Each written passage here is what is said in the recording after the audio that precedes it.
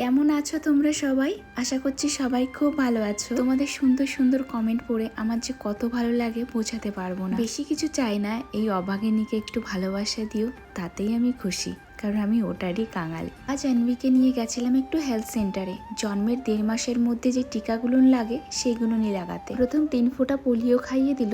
এ পর্যন্ত তো সবকিছুই ঠিক ছিল।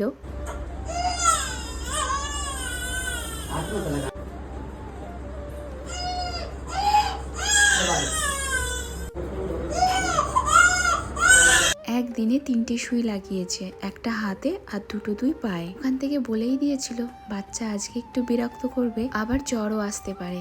1টার থেকে মেয়ের জ্বর এসছে, তখন থেকে কান্নাকাটি, ওষুধ খাওয়াচ্ছি কিন্তু জ্বর কিছুতেই পড়ছে না।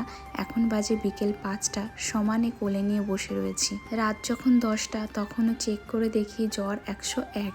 এরপর কোনো রকম দেরি করলাম না, চলে গেলাম হসপিটালে। ডাক্তার বলল যে ভ্যাকসিন লাগানোর পর জ্বর আসে, কিন্তু যে ওষুধটা আমরা খাওয়াচ্ছিলাম সেটাই জ্বর পড়বে না।